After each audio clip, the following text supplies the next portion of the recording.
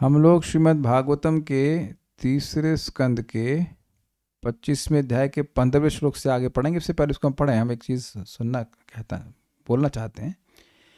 श्रीला भक्ति सिद्धांत सरस्वती ठाकुर जी का एक कोटेशन यहाँ पे है, हरि कथा एट एवरी मोमेंट, हर क्षण हरि कथा। ये है हरि कथामृत स्ट्रीम से। तो इंग्लिश में लिखा है, इसको मैं हिंदी में अनुवाद करके बोल रहा हूँ।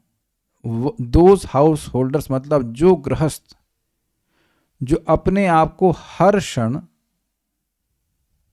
अपने हृदय को हर क्षण भगवान गुरु की सेवा में निरंतर लगाए रहते हैं हरि कथा के द्वारा, वह वैकुंठ लोक में रहते हैं। पहली लाइन का अर्थ है कि जो गृहस्थ हर क्षण अपने हृदय को गुरु की सेवा में लगाए, गुरु के चरणों की सेवा में लगाए रहते हैं हरि कथा के द्वारा, तो वह वैकुंठ में रहते हैं, वह अंधकूप में नहीं रहते। तो सोचिए, अब कैमुत्य लगा दीजिए, जब गृहस्थ के लिए ऐसा है तो ब्रह्मचारी और अन्य विरक्त लोगों के लिए तो कहना ही क्या। समझ में आ गया? हरि कथा में को निरंतर सुनने वाला व्यक्ति इस जगत में नहीं रहता है, वैकुंठ में रहता है। एक बात, ऐसे गृहस्थों का घर कोई सामान्य घर नहीं होता। वह कोई जो 7 लोक हैं, नीचे के लोग छोड़ दिए, ऊपर मतलब पृथ्वी से ऊपर, उनमें कोई स्थान, उनमें से किसी स्थान में वह स्थान नहीं है, चाहे वो जगत में कहीं पे भी रह रहा हो। जो भी भक्त इस श्रवण कीर्तन में संलग्न हो रहे हैं वो इस जगत में नहीं रहते। सेकंड पॉइंट, ऐसा गृहस्थ चाहे कहीं पे भी रहे, उसका स्थान ही धाम है, उसका घर ही धाम है। Wherever such a householder may reside, that very place is the धाम। धामवास कर रहे हैं अगर हम निरंतर हरि कथा सुनते हैं। अब ये तो ये कैमुत ला के चलेगा, जब हाउस होल्डर तो फिर ब्रह्मचारी तो कहना ही क्या। उसकी इच्छा भगवान की ही इच्छा है, मतलब ये हरि कथा सुनने की इच्छा भगवत इच्छा है। उसके बाह्य आचरण में कुछ गलत दिखाई भी पड़े तो वह तो केवल भगवान की अनन्य भक्ति के को छुपाने के लिए है, मतलब लोग न समझ जाएं कि ये शुद्ध भक्त है, इसलिए छुपाने के लिए भगवान कुछ उसके आचरण में गलती रख सकते हैं। जो हमेशा दूसरों में दोष नहीं देखते हैं, ऐसे व्यक्ति महाभागवत हैं। तो पॉइंट क्या है, महाभागवत पॉइंट कहां से आ गया? जो निरंतर हरि कथा में लगे हुए हैं उनको दूसरों को दोष देखने में कोई रुचि नहीं है। आज एक बहुत अच्छी अनुभूति हो रही है, a very strong sense of averseness for mundane talks. I don't know कब तक रहेगी, लेकिन जैसे लोगों की कथा सुनने में रुचि नहीं होती है, ऐसे आज मैं अनुभव कर रहा हूं कि भौतिक वार्ता में बिल्कुल आज के एटलीस्ट आज के दिन ऐसा मन हो रहा है कि कोई भौतिक वार्ता नहीं हो, ना सुनने में हो ना किसी तरह से हो। That's very interesting. ऐसी तो दिन नहीं बीतता था हमारा पहले कभी। इससे पहले कि हम कथा में जाएं, हम लोग एक शब्द विचार करेंगे, चेतो दर्पण मार्जनम। सब लोग जानते हैं, चैतन्य महाप्रभु के शिक्षाष्टकम में पहला लाइन है। तो इसका अर्थ क्या है? जो भगवान की भक्ति के अलावा अन्य इच्छाएं हैं वही हमारे हृदय का दूषण है, वही हमारे इस दर्पण का जो धूल है वही है ये सब। उसकी सफाई भगवान का संकीर्तन करता है। लेकिन हमने यह भी सुना है, तव विक्रीडतम कृष्णा नृणाम परम मंगलम कर्ण पीयूषमास्वाद्य त्यजन्ति अन्य स्पृहाम जना। हे कृष्ण, जो आपकी लीला कथा को कानों से आस्वादन करते हैं वो अन्य सारी इच्छाओं को त्याग देते हैं, मोक्ष की इच्छा को भी त्याग देते हैं। तो दोनों को जोड़िए तो क्या मतलब हुआ? चेतो दर्पण मार्जनम मतलब भक्ति के अलावा अन्य इच्छाओं की सफाई। तो न सिर्फ ये भगवान के नामोच्चारण से होता है, अपितु कथा से भी वैसे ही होता है। Is it sinking easy? तो संकीर्तन मतलब भगवान की कथा का उच्चारण करना और भगवान के नामों का उच्चारण करना, नाम रूप गुण लीला सभी का उच्चारण करना, वह हमारे लिए श्रेष्ठकर है। अब एक प्रश्न हो सकता है कि आप ऐसा क्यों बोल रहे हो, ये तो विदित है लोगों को। नहीं, आज हम एक वक्त से बात कर रहे थे तो चैंटिंग तो करते हैं, अराउंड 34 राउंड चैंट करते हैं, लेकिन मैंने पूछा कि आप कथा सुनते हो तो कम। तो देखिए अब हो क्या रहा है कि चलो उन्होंने चैंटिंग करी 34 राउंड्स, वेरी नाइस, इसमें कोई कठिनाई नहीं, बड़ी अच्छी बात है, लेकिन हो सकता है कि शाम को या अन्य समय वो ऐसी बात कर रहे हों जो उनके हृदय में कचरे को बढ़ाने वाला कार्य कर रहे हैं। And he had some issues with his heart. क्या मैं समझा पा रहा हूं? ये सब लोग समझ रहे हैं क्लियरली? समझ में आ रहा है कि हमने जब कर लिया, अब जब के बाद कुछ बात तो करेंगे। तो वो जो बात है वो जरूरी नहीं है कि भगवत संबंधी हो। अब वो बात हमारे हृदय में और कचरा डाल देगी, एक बात। और दूसरा, भगवान के तत्व को न समझ पाने के कारण, भक्ति का प्रोसीजर न समझ पाने के कारण व्यक्ति कंफ्यूजन में ही रहता है। तो भगवान की कथा हमने सुना है, नबी सुन ही रहे थे। नष्ट प्रायेषु अभद्रेषु, जो अभद्र हैं, जो नाम के प्रति अपराध है, उनको ये कमजोर बनाती है। तो अपराध कमजोर होगा तो भगवान का नाम का अनुभव भी अधिक होगा। नाम पर विश्वास, अच्छा अनुभव होगा तो विश्वास अधिक होगा। कोई दवा ग्रहण कर रहे हैं तो उसका जो लाभ है लिखा वो अनुभव हो तो विश्वास नहीं होता है क्या? आप सभी लोगों को पता है ना कि मूली गैस करती है। तो ये शास्त्र सुन करके है कि अनुभव से? समझ में आ गया आपको?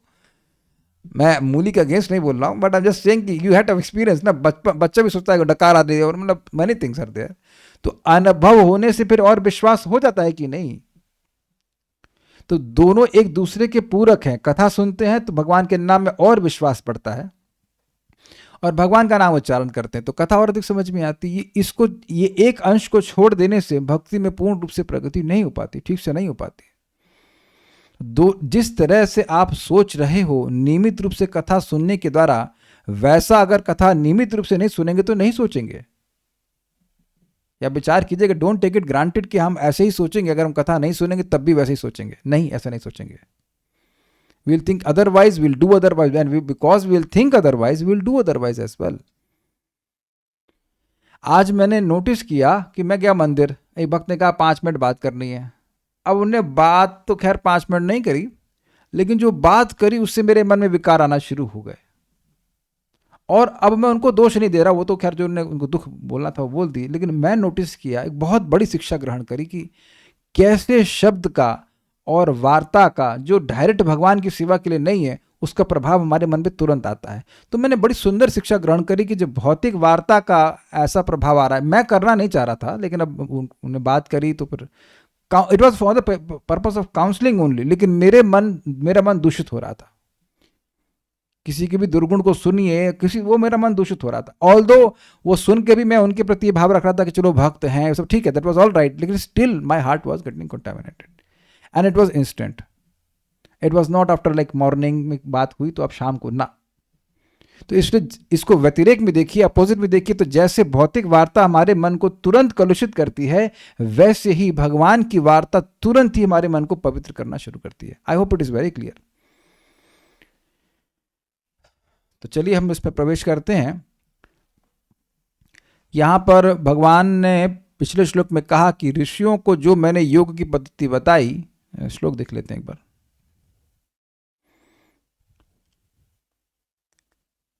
तम इमं ते प्रवीक्षामि यमवोचम पुराणघे ऋषीणाम श्रोतु कामानाम योग सर्वांग नैपुणम।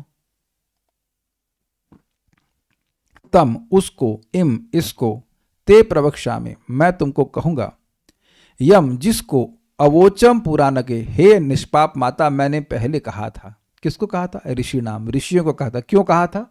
श्रोतु कामा नाम, क्योंकि वे सुनने की इच्छा के से युक्त थे। क्या कहा था? योग। कैसा था? तो कह रहे सर्वांग नैपुणम। कल हम सर्वांग नैपुणम की व्याख्या की, लेकिन उससे मैं कुछ संतुष्टि नहीं हुई। देखिए सर्वांग नैपुणम मतलब हो रहा है, आज के श्लोक से क्लियर हो रहा है, अगले जो बात होगी उससे पूरी तरह से चित्त की, मतलब चित्तवृत्ति की, चित्त बिल्कुल पवित्र हो जाए, उसको सर्वांग नैपुणम कहा जाएगा। ऐसे योग का वर्णन करेंगे जिससे चित्त अब भौतिक विषय में कभी नहीं जाए। और इसी बात को यहां पर समझाया जा रहा है। श्रीधर समृद्धि यहां पर लिंक देते हैं। योग की सर्वांग निपुणता चित्त के संयम के अधीन होती है, इस बात को बतलाते हुए चेत इत्यादि श्लोक कहते हैं। कोई योग है, उसके सारे अंगों का एक्सेलेंस ये है, नैपुण्य ये है कि चित्त अब पूरी तरह संयमित हो जाए। क्यों? क्योंकि चित्त अगर भौतिक विषयों में लगता है तो वही बंधन का कारण बनता है, और वही चित्त अगर भगवान में लगता है तो मुक्ति का कारण बनता है। तो पिछले श्लोक से ले लीजिए, पिछले श्लोक में बोला गया है यहाँ पे, योगम सर्वांग नैपुणम, ऐसे योग को बताया इसका सर्वांग नैपुण है, मतलब हर अंग उसका चित्त को संयम करने में सहायता करता है। वेरी बेसिकली भक्ति योग। देखिए, समझने का प्रयास करें। जैसे हम लोग भगवान की बात सुनते हैं, इससे चित्त संयमित होता है, होता है। भगवान का नाम उच्चारण करते हैं, चित्त पवित्र होता है। प्रसाद ग्रहण करते हैं, प्रणाम करते हैं, भगवान के लिए कोई भी सेवा करते हैं तो उससे मन पवित्र होता है। तो सभी अंगों की, सर्वांग की निपुणता हुई कि नहीं? Is it okay? निपुणता का मतलब होता है एक्सपर्टाइज। अब तो एकदम क्लियर होगा कि एक्सपर्टाइज सभी अंगों की यह होगी कि जिस भी अंग को संपादित करें वो मन भगवान में लगा दे। श्रवण करेंगे तो मन लगेगा भगवान में? अरे यस तो बोलो, इज इट नॉट? आप यहां प्रैक्टिकल देखिए कि अगर आप मेरी बात सुन रहे हैं तो मैं जैसे जैसे बोलता जा रहा हूं उस बात में आपका मन लगता जा रहा है। स्वीकार है? मैं इस समय कुछ मटेरियल बात बोलने लग जाऊंगा तो मन उधर चला लग जाएगा, है कि नहीं? मैं बोलूंगा नहीं, मैं बता रहा हूं आपको। तो श्रवण से मन लग रहा है कि नहीं? कीर्तन मन लगाता। देखिए, कोई भी इंद्रिय कार्य कर ही नहीं सकती अगर उसमें मन ना लगा हो। मन के बिना तो कोई कार्य नहीं कर सकते। तो अब भक्ति योग में करते ही क्या है? अपनी इंद्रियों से भगवान की सेवा करते हैं। तो मन जब भगवान में लगने लग गया तो वो मन की चंचलता को नष्ट करने का कारण हो गया। मन तो पवित्र हो जाएगा। तो इसलिए इस जो सर्वांग नैपुण्य योग है वो भक्ति योग ही है। ये बात समझनी होगी। तो यहां बता रहे हैं कि एक योग की सर्वांग निपुणता इसी में है कि जिसके द्वारा चित्त, क्या लिखा है इसमें, चित्त के संयम के अधीन होती है। मतलब चित्त का संयम होना चाहिए। क्यों होना चाहिए? क्योंकि चित्त अगर असंयमित होता है, विषयों में जाता है, तो वह जीव के बंधन का कारण बनता है, संसार का कारण बनता है। लेकिन चित्त अगर भगवान में जाता है तो वह उसके मोक्ष का कारण बनता है। और अगर ऐसा योग चित्त को अधीन नहीं कर पाता है, संयम नहीं कर पाता, तो उसकी कोई निपुणता नहीं, कोई एक्सपर्टाइज नहीं है।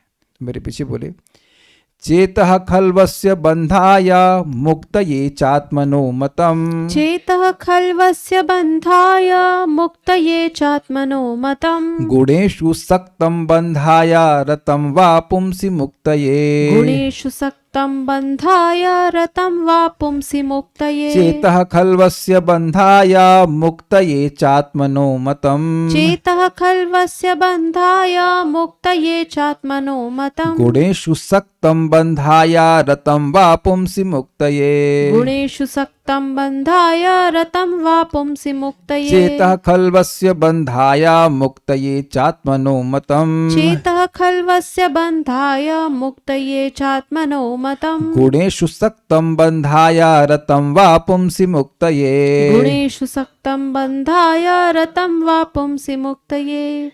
चेतः खल्वस्य बंधाय मुक्तये चात्मनो मतम्। चेतः खल्वस्य बंधाय मुक्तये चात्मनो मतम्। गुणेषु सक्तं बंधाय रतं वा पुंसि मुक्तये। गुणेषु सक्तं बंधाय रतं वा पुंसि मुक्तये। बहुत अच्छा श्लोक है। हम लेंगे तो केवल 15 लेंगे, उसके आगे नहीं जाएंगे। वेरी नाइस श्लोक। जीवात्मा की चेतना जिस अवस्था में प्रकृति के 3 गुणों के द्वारा आकृष्ट होती है वह बद्ध जीवन कहलाती है। किंतु जब वही चेतना श्री भगवान के प्रति आसक्त होती है तो मनुष्य मोक्ष की चेतना में स्थित होता है। इसको समझ लीजिए। 3 प्रकार के गुण होते हैं, रजोगुण, तमोगुण और सतोगुण। तो अगर चेतना इनके कार्यों के प्रति आकृष्ट होता है, सतगुण के कार्य, गुण नहीं दिखाई पड़ते, गुणों का इफेक्ट दिखाई पड़ता है, तो गुणों के कार्यों के प्रति आकृष्ट होता है तो वो उन गुणों से आकृष्ट होता है। तो चाहे सतगुण से आकृष्ट हो, चाहे रजोगुण से, चाहे तमोगुण से, व्यक्ति बंधन में ही रहेगा। और इससे पहले कि हम आगे जाएं और अन्वय में जाएं, हम इसके नोट पे जाएंगे ताकि बात आपको समझ में आए। नोट है भगवद गीता से, जहां भगवान ने बताया कि लोग कैसे कैसे विभिन्न प्रकार के गुणों से आसक्त हो जाते हैं। मेरे पीछे बोलिए, सत्वगुण, हाँ ये मेरे पीछे बोलिए, सत्वम रजस्तम इति गुणः प्रकृति संभवा तत्त्वं रजस्तम इति गुणः प्रकृति संभवा निबधनन्ति महाबाहो देहि देहिनम् अव्ययम्। निबध्नन्ति महाबाहो देहे देहिनम् अव्ययम्। भौतिक प्रकृति 3 गुणों से युक्त है। गुण मतलब रस्सी। ये हैं सत्वगुण की रस्सी, रजोगुण तथा तमोगुण। ये बंधन में डालने वाले हैं, इसलिए गुण कहते हैं। हे महाबाहु अर्जुन, जब शाश्वत जीव प्रकृति के संसर्ग में आता है तो वह इन गुणों से बंध जाता है। समझ रहे हैं? सत्व रज तमा इति, इस प्रकार प्रकृति के 3 गुण संभव होते हैं। निबधनन्ति महाबाहु, हे महाबाहु अर्जुन, ये बांध देते, नितराम अच्छे से बांध देते हैं। किसको? देह में देही को। अव्ययम, जो अव्यय है, जो शाश्वत देही है, उसको अशाश्वत देह में, दुखमय देह में बांध देते हैं। ये इनका शक्ति है। इस प्रकार से भगवान कह रहे हैं। अच्छा, कैसे बांध देते हैं? तत्र सत्वं निर्मलत्वात् प्रकाशकम अनामयम। तत्र सत्वं निर्मलत्वात् प्रकाशकम अनामयम्। सुख संगेन बध्नाति ज्ञान संगेन चानघ। सुख संगेन बध्नाति ज्ञान संगेन चानघ। हे निष्पाप, सतोगुण अन्य गुणों की अपेक्षा अधिक शुद्ध होने के कारण प्रकाश प्रदान करने वाला है, ज्ञान प्रदान करने वाला है और मनुष्यों को सारे पाप कर्मों से मुक्त करने वाला है। भोग में व्यक्ति नहीं पड़ता है। जो लोग इस गुण में स्थित होते हैं वे सुख तथा ज्ञान के भाव से बंध जाते हैं। मैं सुखी हूं, मैं संतुष्ट हूं, शांत हूं। कहाँ हो? भौतिक जगत में। समझ आ गया? I am okay. फिलोसोफर्स हैं, कुछ साइंटिस्ट भी हो सकते हैं। इस तरह के लोग जगत में ज्ञान से बंध जाते हैं। सबको समझ में आया? अब रजोगुण कैसे बांधता है देखिए। रजोरागात्मकम विद्धि तृष्णा संग समुद्भवम्। रजोरागात्मकं विद्धि तृष्णा संग समुद्भवम्। तन्निबध्नाति कौन्तेय कर्म संगेन देहिनम्। तन्निबध्नाति कौन्तेय कर्म संगेन देहिनम्। हे कुंती पुत्र, रजोगुण की उत्पत्ति असीम आकांक्षाओं तथा तृष्णाओं से होती है और इसी के कारण से यह देहधारी जीव सकाम कर्मों से बंध जाता है। भाई सतोगुण वाला ना समझ में आता और रजोगुण वाला तो समझ में आता है। रजो रागात्मकम विद्धि, ये समझो कि रज जो है रागात्मिक है। रजोगुण राग, राग मतलब डीप अटैचमेंट। बंगला चाहिए, गाड़ी चाहिए, बेटा चाहिए, बेटी चाहिए, ये चाहिए, वो चाहिए। इसका स्वरूप ही रागात्मक है। राग ही इसका स्वरूप है, आसक्ति। और कैसे बांधता है? तृष्णा संग समुद्भवम्। तृष्णा समझते हैं? प्यास, ये चाहिए, वो चाहिए। इस प्यास से व्यक्ति को बांध देता है। तन्निबध्नाति कौन्तेय, हे कौन्तेय, इससे वो बांध देता है।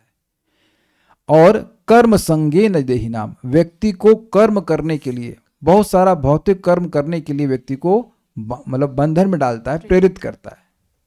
तो आप देखेंगे जो बड़े बड़े उद्यम हो रहे हैं, इसका उद्देश्य, उसके पीछे कौन है? रजोगुण है। तो रजोगुण से व्यक्ति सब कार्य करता है। और ऐसे लोग बोलते हैं अरे मरने की फुर्सत नहीं, हम कथा में आएंगे। तो ये सब जो है इनका रजगुण है जो बोल रहा है। ठीक है, अब आगे हम लोग तमोगुण में सुनते हैं। तमस्तु ज्ञानजं विद्धि मोहनम सर्वदेहिना। तमस्तु ज्ञानजं विद्धि मोहनम सर्वदेहिना। प्रमादालस्य निद्राभिस्तन्निबध्नाति भारत। प्रमादालस्य निद्राभिस्तन्निबध्नाति भारत। हे भरतपुत्र, तुम जान लो कि अज्ञान से उत्पन्न तमोगुण समस्त देहधारी जीवों का मोह है। इस गुण के प्रतिफल पागलपन यानी प्रमाद, आलस तथा नींद है जो बद्ध जीव को बांधते हैं। तमस्तु अज्ञानजं विद्धि, तम तो मतलब रजोगुण तो चलो कुछ चल जाता है, लेकिन तम तो समझा गया उस सेंस में। अरे तम तो अज्ञानजं विद्धि, अज्ञान से उत्पन्न, अविद्या से उत्पन्न होता है। Covering potency. मोहनम सर्वदेहिनाम, सभी जीवों को मोहित कर रहा है। किस, और फिर कहते हैं कैसे बांधता है? तो कहते हैं प्रमाद, प्रमाद मतलब पागलपन या ध्यान न देना, आलस्य कुछ ना करना, निद्रा भी, और निद्रा के द्वारा। देखिए सतोगुणी व्यक्ति नहीं सोता ऐसा नहीं है, लेकिन जो तमोगुणी व्यक्ति है उसको वो सोते ही रहना है बस। मतलब 24 घंटे में से 12 घंटे 14 घंटे वो सोते ही रहेंगे। भाई भगवान भी गीता में कहें कि जो बहुत कम सोता है वह भी भक्ति नहीं कर पाता है। तो इसलिए यह तो नहीं कहा जा रहा है कि आप सोइए मत, लेकिन जो बहुत ज्यादा सो रहा है वो किसका प्रभाव है? तमोगुण का प्रभाव है। आप लोग अनुभव करेंगे भी, दिसंबर आ रहा है तो उसमें काफी मतलब बढ़ जाता है तमोगुण का। क्या जाए था, रजाई में घुस जाएं, सो जाएं। उम्मीद है कि बचे रहेंगे भक्त लोग they will still chant Hare Krishna in the morning. नहीं तो ये काफ़ी संभावना है कि तमोगुण बढ़ जाता है ना, कि इसमें एसी भी नहीं चलाना पड़ता, एक रजाई ले लो 500 रुपये की, 1000 रुपये की, पूरा महीना काट देगी और कई साल कट जाएंगे, है कि नहीं? तो ये सब आप समझ लें कि एक एक चीज़ इंटरेस्टिंग है कि जब आप किसी को काउंसिल कर रहे हैं, किसी इंटरेक्ट कर रहे हैं, तो ये देखने का प्रयास कीजिए कि वो कौन से गुण से प्रभावित है। लोग सोच रहे हैं कि हम लोग स्वतंत्र हैं, लेकिन एक्चुअली ऐसा नहीं है। गुणों के कारण व्यक्ति बंधन में पड़ा हुआ है और इस कारण से वह वैसे कार्य करने के लिए प्रेरित हो रहा है। और जब भक्ति, भगवान की भक्ति का प्रश्न आ ही जाएगा तो प्रभु जी फिर गुणों से कैसे मुक्त हो? तो भक्ति करके, स्पेशली श्रवण कीर्तन करके, स्पेशली भागवत को सुन करके। तदा रजस्तमो भाव काम लोभादेश्चे चेते रेते अनाविद्धम सतम सत्य प्रसिद्धति। तो अब इंटरेस्टिंग बात है, ये तो समझ में आ गया, इस व्याख्या हो गई 3 गुणों से कैसे बंधता है। ये सेकंड लाइन समझ लीजिए। किंतु जब वही चेतना श्री भगवान के प्रति आसक्त होती है तो मनुष्य मोक्ष की चेतना में स्थित होता है। It is very very nice. देखिए, जिस रंग की, पहले समझिए, चेतना से हम कार्य करते हैं, स्वीकार्य है। Consciousness is the energy by which we work. Consciousness नहीं हो तो हम कुछ नहीं करेंगे, ये क्लियर हुआ। लेकिन कॉन्शियसनेस जिस गुण से प्रभावित होगी वैसे कार्य किए जाएंगे, ये भी स्वीकार्य है। अभी आपने सीख लिया सत्वगुण, रजोगुण, तमोगुण। तो जब कॉन्शियसनेस कृष्ण भावना से रंगी होगी या उससे प्रभावित होगी तो आप भक्ति के कार्य करने चाहोगे।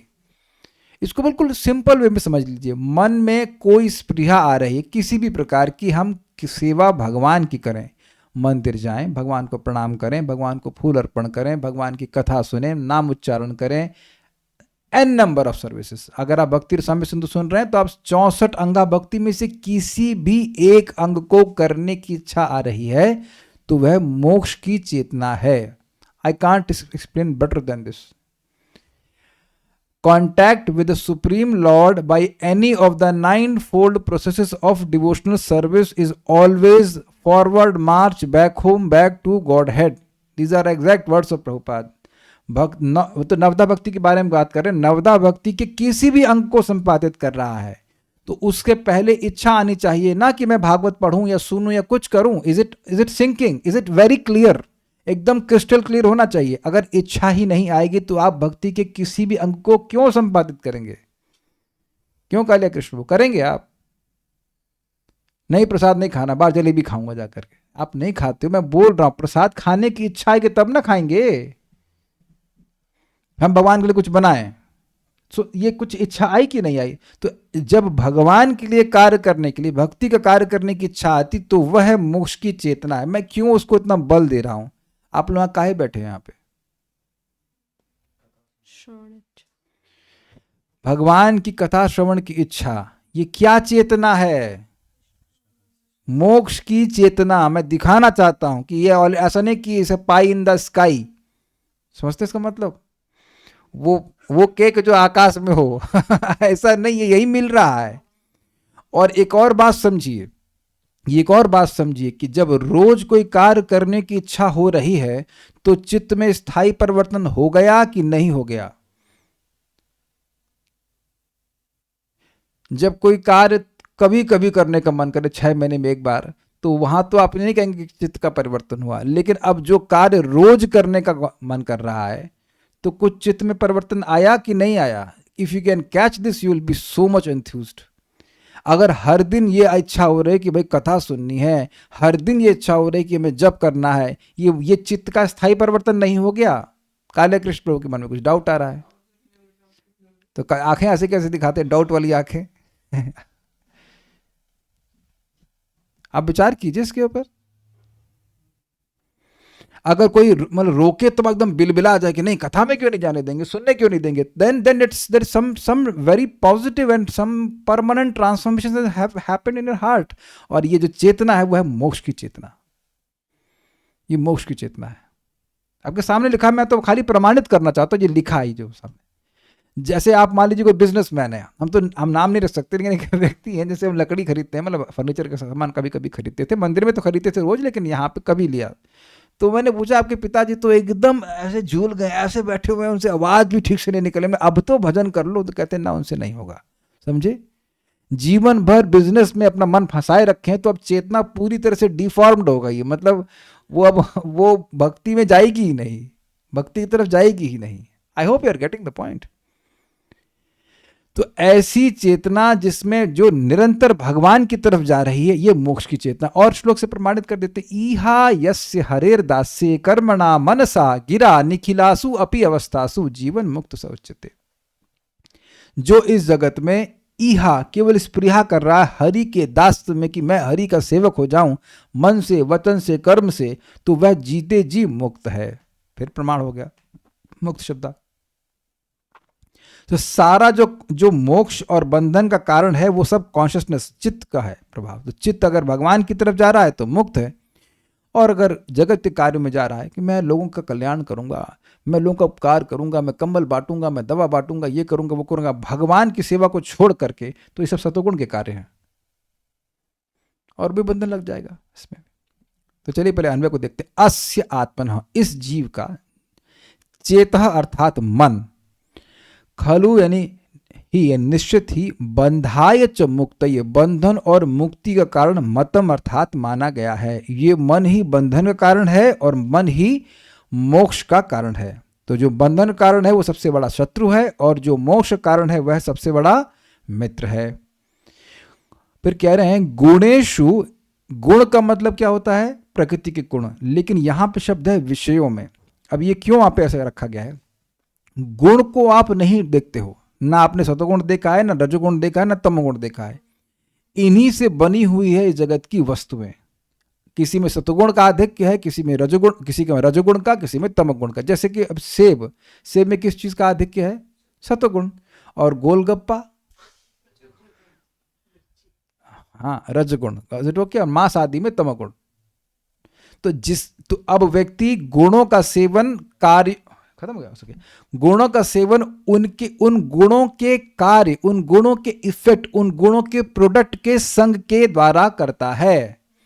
इस चीज को समझिए, बिल्कुल समझिए। आप रजोगुण तमोगुण दिखाई नहीं पड़ते, किसी को दिखता है, जो उसके इफेक्ट्स हैं, जो गुणों के इफेक्ट हैं, उनमें आसक्ति होती है। कुछ समझ रहे हैं? अब पता नहीं आप में से कितने लोगों को ऐसा अनुभव होगा कि मतलब जैसे कभी कभी कुछ लोग अकस्मात तीखा खाने की आदत रख लेते हैं, may be it is because of association और वॉट एवर, लेकिन कुछ समय के बाद फिर एसोसिएशन चेंज हो जाता है, तो वो अब तीखा नहीं खाते हैं। मैं अपनी बात कर रहा हूँ एक्चुअली। कुछ दिन पहले हम बिल्कुल हरी मिर्ची खाना ही नहीं चाहते थे, सॉरी बिना उसे खाए खाना नहीं खा पाते थे, अब आजकल खाने का मन ही नहीं करता। It has to do with modes of material, there has to be something to do with that. और भी हम लोग जब भक्ति करते हैं तो जो लोग मांस आदि पहले खाते थे वो सब छोड़ देते हैं, उधर मन ही नहीं करता है। तो वो जो तमोगुण के प्रति आसक्ति थी, तमोगुण के कार्यों के प्रति आसक्ति, वो मन के पवित्र होने के कारण समाप्त हो गई। आई थिंक सबको समझ में आ रहा होगा। एक भक्त हैं, अब मैं उनका नाम नहीं रखूंगा, वो समझ जाएंगे मैं उनके बारे में कह रहा हूं। उन्होंने मुझे बताया था कि सुबह से 9 बजे से लेकर रात के 9 बजे तक कार्य करते थे और लौट के आकर के एकदम ध्वस्त हो जाते थे। तो कल से फिर से करना चाहेंगे ऐसा जीवन? तो अब उस समय अगर कोई कह देता कि अरे क्या कर रहे हो, उसको छोड़ो जीवन को, तो कहते अरे नहीं ये तो बहुत महत्वपूर्ण है। अब मैं अपनी बात भी कर सकता हूँ, कितना मेरे को मन में था कि IIT जाएंगे, ये करेंगे, वो अमेरिका जाएंगे। इट्स ऑल रजोगुण, इज इट नॉट? सो इससे देखिए कि आप पहले कैसे सोचते थे। प्रभुपाद यही बोलते हैं, you see what you were thinking, how you were thinking and now how you are thinking. तो विश्वास होता है कि पहले क्या हमारी रिपोर्ट थी मन की, और अब हमारी मन की रिपोर्ट कहां मन जा रहा है। इससे विश्वास होता है भगवान के नाम जप पर। हो सकता हो कि आपको एक दिन अच्छा लगता हो, ना लगता हो, लेकिन रोज चैंटिंग करेंगे तो ये परिवर्तन स्थायी रूप से देखेंगे कि मन उन कार्यों में जा ही नहीं रहा है जहां से मन हटता ही नहीं था। तो मैं समझाने का प्रयास कर रहा हूं कि गुणों के जो कार्य हैं, गुणों के जो इफेक्ट हैं, जो विषय हैं, उनमें अगर आसक्ति होती है तो बंधाया, वह बंधन कारण बनता है। समझ रहे हैं?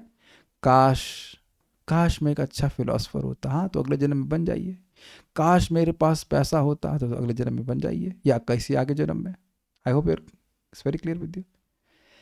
वाह, वाह मतलब यहाँ पे वाह तथा में, लेकिन वाह अर्थ लिया गया, आचार्य ने समझाया वाह मतलब किंतु, किंतु मीन्स बट, किंतु पुंसी, पुंसी मतलब परमात्मा में रतम अनुराग करने से मुक्ति अर्थात मुक्ति मिलती है। वही चेतना भगवान में अगर आसक्त हो तो वह मोक्ष का कारण बनती है। तो एक प्रश्न हो जाएगा भगवान में कैसे आसक्त हो। सबसे आसान तरीका भगवान में आसक्ति का है श्रवणम। देखिए बहुत सिंपल है, इसको, इसमें कोई ऐसा नहीं कि हम अपना मत बता रहे हैं। आपने ये नोटिस किया है कि आप किसी व्यक्ति के प्रति अच्छी भावना रखते थे या एटलीस्ट न्यूट्रल रखते थे, ठीक है, आप उसके बारे में कुछ नहीं जानते थे। एक व्यक्ति जो उसका दुश्मन था या व्हाटएवर उसके प्रति वैमनस्य है, तो उसने नेगेटिव बोलना शुरू किया तो तुरंत अब आपके मन में भी नेगेटिव आना शुरू हो जाता है कि नहीं? It doesn't take much time.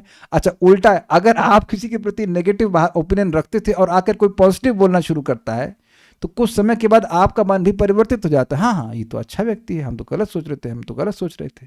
It doesn't take much time. और ये दोनों बातें झूठी भी हो सकती हैं। वो झूठा नेगेटिव बोल सकता है और झूठा पॉजिटिव बोल सकता है, लेकिन दोनों ही का प्रभाव हमारे पर वैसा ही होता है जैसे वो बोला जा रहा है। आई थिंक इसमें भी कोई किसी का विरोध नहीं होगा। यस तो अब अगर भगवान के गुणों को सुनेंगे तो भगवान में क्यों आसक्ति नहीं हो जाएगी? भगवान में तो कोई दुर्गुण है ही नहीं। चैलेंज दे रहा हूं कि कोई भगवान में दुर्गुण बता दे भाई। मेरे ख्याल से शिशुपाल को लाना पड़ेगा जो बोलता अरे बड़ा खराब आदमी है, हमारी वाइफ को लेके भाग गया इत्यादि इत्यादि। बट अपार्ट फ्रॉम शिशुपाल या ऐसे कोई व्यक्ति, भगवान में क्या दुर्गुण है? कोई दुर्गुण नहीं है।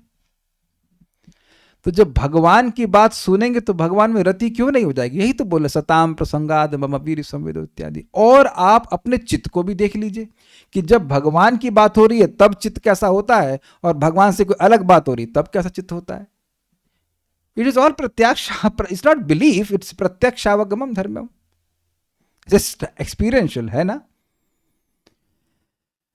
तो हम केवल पॉइंट पे छोड़ नहीं दे रहे हैं, हम समझाने का प्रयास कर रहे हैं कैसे व्यक्ति भगवान में आसक्त होता है। इस श्रवण कीर्तन के द्वारा ही आसक्त होता है। चेता खलु अस्य बंधाय, खलु मतलब निसंदेह। भैया यू मत सोच, डाउट नहीं करो कि चित्त ही एकमात्र इसके बंधन का और मुक्ति का, आत्मा नाम मतलब आत्मा के, आज इस आत्मा के बंधन और मुक्ति का एकमात्र कारण ये चित्त ही है।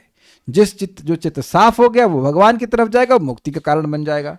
और गुणेशु सक्तम बंधा है, अगर वो गुण के कार्यों में, इफेक्ट्स में, प्रकृति के गुणों में आसक्त है तो वो बंधन कारण बनेगा। रतम वा पुंसी मुक्त, किंतु अगर भगवान में वो रत है, लगा हुआ है, तो वह मुक्ति का कारण बन जाएगा।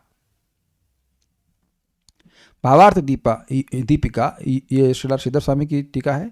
योग की सर्वांग निपुणता चित्त के संयम के अधीन होती है, इस बात को बतलाते हुए चेत इत्यादि श्लोक कहते हैं। मतलब ये कह रहे हैं कि भाई योगा कर रहे बड़ी अच्छी बात है, लेकिन चित्त का संयम ही नहीं हुआ तो योग हुआ विफल, व्यर्थ योग हुआ। ये बात कह रहे हैं। क्यों? तो कह रहे हैं क्योंकि जीवात्मा के बंध और मोक्ष का कारण मन ही है। यानी कि मन संयमित नहीं हुआ, मन भगवान में नहीं लगा, तो फिर बंधन में पड़ेगा जीव। तो तुम्हारे योग करने का फायदा क्या हुआ? अब ये क्यों कहा जा रहा है? इस जगत में कुछ देर लोग प्राणायाम करते हैं, उसके बाद फिर वही जगत की चर्चा, न्यूज़पेपर इत्यादि इत्यादि। तो उनके योग का लाभ ही क्या हुआ? यानी कि वो योग केवल शरीर के स्तर तक रह गया, लेकिन मन को पवित्र नहीं कर पाया। ये बात यहाँ पे समझनी होगी। विषयासक्त मन बंधन का कारण है, जबकि परमात्मा में अनुरक्त रहने वाला मन मुक्ति का कारण है।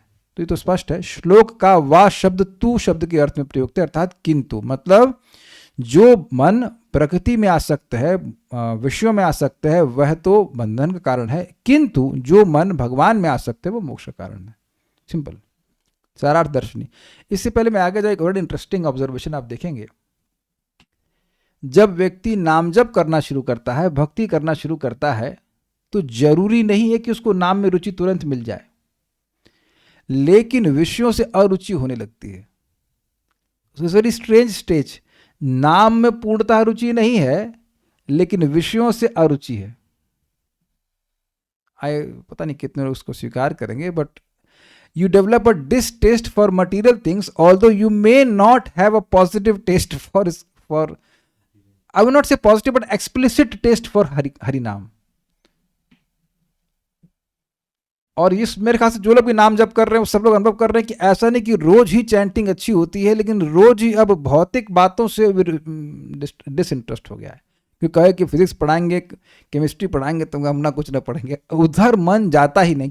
कितने लोग का मन जाता है physics, chemistry, biology, geography, history, geography, whatever जाता है आपका? तानिया माता जी का जाता है। अच्छा लगता है आपको मैथमेटिक्स? नहीं अच्छा लगता। ओके ठीक है, तो अभी आपकी उम्र हो गई ना, इसलिए 85 साल की ना आप। So you see that's a whole point. Young devotees, young faces, is it not? ऐसा नहीं कि आप करोड़ों साल से जब कर रहे हैं। जनयति आशु वैराग्य, दिस ये बड़ा इंटरेस्टिंग है, इसलिए जब करते रहना चाहिए। आपको कैसा भी लगे ये काम बहुत बढ़िया कर रहा है। जब उधर का कचरा पूरा साफ हो जाएगा, एटलीस्ट 75% साफ हो जाएगा, तो आपको रोज मजा आएगा चैंटिंग। एक व्यक्ति बोले तो चैंटिंग अच्छी नहीं हो रही है। चैंटिंग हमेशा अच्छी होती है, भगवान का नाम हमेशा अच्छा होता है। सरार्थ दर्शनी, जीवात्मा को मन ही दुःसंग और सुसंग द्वारा बंधन और मोचन करता है।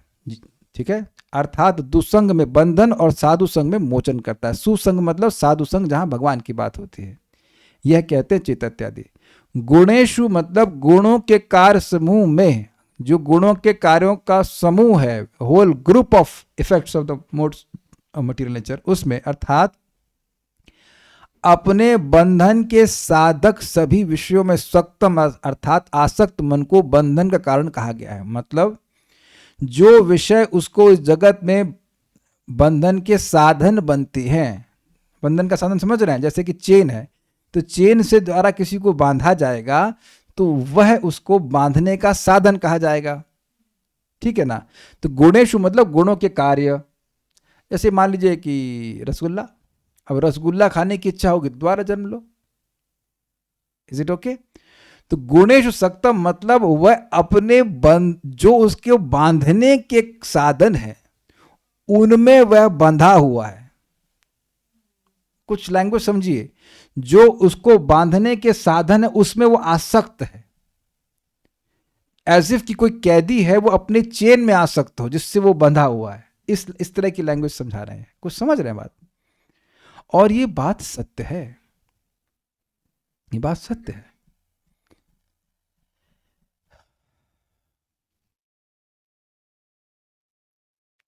महाराज इस बात को समझाते हैं कि कभी कभी किसी व्यक्ति की अपनी पत्नी से लड़ाई हो जाती है तो घर छोड़ के चला जाता है। फिर कुछ समय के बाद वापस आता है कि तेरे लिए तो इन बच्चों का मुंह देख के मैं आ गया, नहीं तो तुम्हारे लिए तो उस घर में कभी नहीं आता। कभी कभी बच्चों से खींच के चला जाता है तो कहते हैं अरे तुम नालायकों के लिए तो मैं कभी नहीं आता, इस बुढ़िया का मुंह देख करके हम आ गए। बुढ़िया का नहीं छोड़ पाता, बहुत कष्ट पाता है घर में, फिर भी नहीं छोड़ पाता। It's just so difficult. तो जो पहले से ही उसके बंधन के कारण है उसमें और आसक्त हो जाता है, ये कह रहे हैं। ठीक है। और पुंसी अर्थात पुरुषोत्तम में, भगवान श्री कृष्ण में जो निर्गुण है और गुण बंधन का नाश करने वाले हैं। ओके, भगवान निर्गुण है, और जब भगवान में व्यक्ति आसक्त हो जाता है तो इस प्रकार का जो गुणों का बंधन है उससे व्यक्ति मुक्त हो जाता है। उनमें रतम अर्थात रति युक्त जो मन है वही मुक्ति का कारण है। अब रति मतलब प्रेम। रति कैसे उत्पन्न होता है? कथा से, भगवत कथा से। 3:25-25 में हम सुनेंगे कैसे रति प्राप्त होती है। वैष्णवों की संगत में आके भगवान की बात को बोलना, सुनने से व्यक्ति भगवान में रत हो जाता है। श्रद्धा आती है, फिर रति आती है, फिर रत मतलब लगा हुआ है मन उसमें, डीप अटैचमेंट। यस, यहां वा शब्द तू अर्थात किंतु इस अर्थ में प्रयोग हुआ है। किंतु समझ रहे हैं, जो मन भोगों में लगा है वह तो मोक्ष बंधन कारण है, किंतु जो मन भगवान में लगा है वह मोक्ष कारण है। बड़ी इंटरेस्टिंग बात है। ऐसा हो सकता है कि मन कहीं ना लगे, दिस इज वेरी इंटरेस्टिंग। तो मन को खाली छोड़ा तो मन भैया कहाँ लग जाएंगे? बंधन में लग जाएंगे, बंधन वाले कार्य में लग जाएंगे। सो रिमेन इंगेज्ड इन सम सर्विस और द अदर। सबसे अच्छा होगा कि दिन को ऐसे सेट कर लें कि जिस समय जो सेवा उपयुक्त हो करने वाली वह आपसे उसी समय हो जाए। क्या मैं समझा पाया? लाइक हम तो ये करते सुबह उठते चैंटिंग शुरू करते, जब करना शुरू किया सुबह का समय चैंटिंग के लिए बड़ा अच्छा होता है, फिर पूरा हो गया तो विग्रह की सेवा कर दी, फिर पूरा हो गया तो मंदिर चले गए, फिर लौट के आए तो कोई थोड़ा योगा वोगा किया अपने शरीर के लिए, उसके बाद फिर क्लास के लिए आ गए, प्रसाद पाए, फिर क्लास के लिए आ गए, फिर रेस्ट कर लिया, थक जाते हैं सुबह से उठ करके, फिर उठे तो फिर क्लास तैयार कर ली, उसके बाद फिर क्लास देने आ गया, फिर अब सो जाएंगे। तो इस तरह का शेड्यूल एटलीस्ट मैं अपने जीवन में देखा कि काफ़ी सिक्योर कर देता है मन को विषयों में न जाने देने के लिए। अब ये नहीं कह रहे हैं कि पूरी तरह सिक्योर है, लेकिन इट हेल्प्स मी एटलीस्ट 95% 90% तो हम बचा लेते हैं। लेकिन जैसे सोचा ना थोड़ा रिलैक्स करते हैं, मैं कहता अच्छा रिलैक्स करना चाहते हो, आओ आओ तुम्हारे लिए सेवा है। So what is that?